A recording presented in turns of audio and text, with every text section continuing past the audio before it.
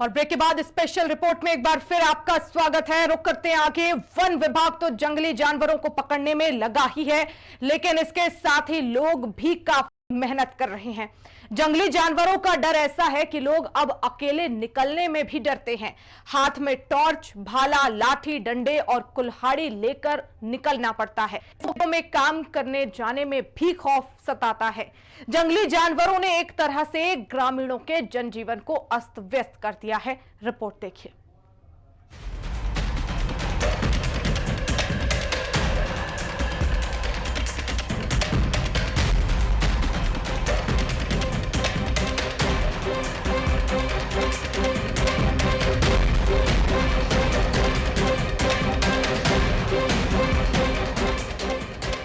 बहराइच के भेड़ियों को अचानक से भूख लगी और उन्होंने इंसानों की आबादी की तरफ दौड़ना शुरू किया।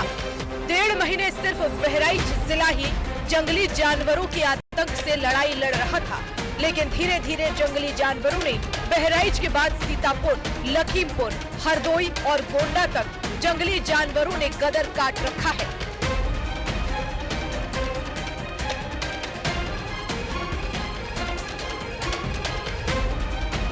आप अपनी टीवी स्क्रीन की इन तस्वीरों को गौर से देखिए और अंदाजा लगा सकते हैं कि किस तरह जंगली जानवरों ने गांव में लोगों का जीना हराम कर रखा है।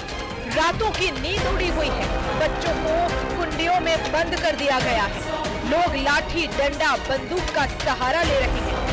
गांव में जंगली जानवरों की एंट्री रोकने के लिए लोग टीमें बनाकर गश्त करते हैं।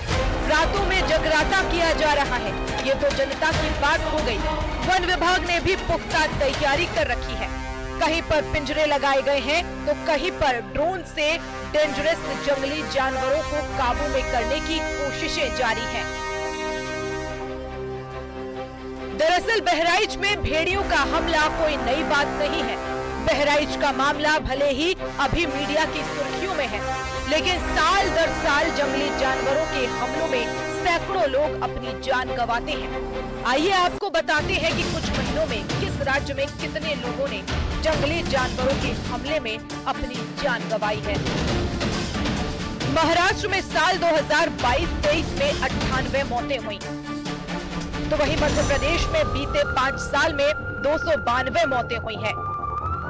झारखंड की बात की जाए तो पिछले 5 साल के अंदर 462 मौतें हुई हैं, तो वहीं छत्तीसगढ़ में पिछले साल 77 मौतें दर्ज हुई। उत्तराखंड में 66 लोगों की मौत हुई है, तो वहीं उत्तर प्रदेश में इसी साल बहराइच में 9 मौतें हुई। लखीमपुर, सीतापुर, हरदोई, गोंडा में मौतें। वन्यजीव संघर्ष में मौत पर मुआवजा भी दिया जा रहा है। योगी सरकार 10 लाख रुपए मुआवजा देती है। जंगल के साथ साथ पूरी दुनिया का ये दस्तूर है कि हर जगह कमजोर और मजलूम लोग ही शिकार होते हैं। जंगली जानवरों को जब भूख लगती है तो वो सबसे पहले जंगल में अपने शिकार की तलाश करते हैं, लेकिन जब जंगल में मनपसंद खाना नहीं मिलता है तो कई बार जंगली जानवर जंगल छोड़कर इंसानों की आबादी की तरफ आते हैं और उनके निशाने पर सबसे पहले बच्चे और महिलाएं होती हैं। नहीं कर पाते हैं, बच्चे हथियार भी नहीं चला पाते हैं। जानवरों को देख बच्चे डर जाते हैं, तो वहीं खेलते हुए बच्चों पर हमला नहीं करते, अकेले बच्चे पर ही हमला करते हैं जंगली जानवर। बहराइच के एक बहादुर बच्चे ने भेड़िए के साथ संघर्ष किया। भेड़िए ने बच्चे की गर्दन पर हमला किया, लेकिन बच्चे ने हिम्मत नहीं हारी। भेड़िए ने पूरा दम लगा दिया, लेकिन बच्चे ने भी अपनी जान बचाने की ठान रखी थी।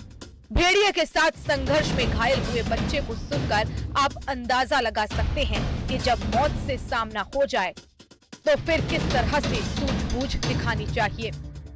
जो चोट लगी है गर्दन पर, बेटा किसने हमला किया था आपके ऊपर? भेड़िया। देखियो भेड़िए को। क्या करने गए थे तुम, क्या कर रहे थे उसमें? हम रात को सो रहे थे, वहाँ गर्दन पर देखो पकड़ ली उसने। अच्छा। वो अपने डर कैसे, हम अपने डर कैसे कटे पकड़ के। ग्रामीण काफी ज्यादा भयभीत हैं। अगर खेत पर काम करने जाते हैं तो वहाँ भी जंगली जानवरों के हमले का खौफ बना रहता है। बेसुध होकर सो जाएं तो भी जंगली जानवरों का शिकार होने का खतरा बना रहता है। बहराइच समेत आसपास के जिलों में ग्रामीणों का जीवन काफी मुश्किल भरा हो चुका है। जंगली जानवरों के हमले से बचने के लिए अगर इसी तरह से लोग घरों में कैद रहेंगे तो फिर रोजी रोटी कैसे चलेगी? खेत नहीं जाएंगे तो फिर खाना कैसे मिलेगा? काम धंधा छोड़कर अगर घर में बैठ गए तो जीवन यापन के लिए जरूरी चीजें कहां से आएंगी?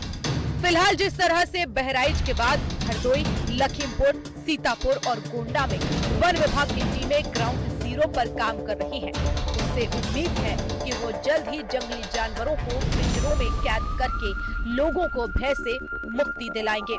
ब्यूरो रिपोर्ट, हिंदी खबर।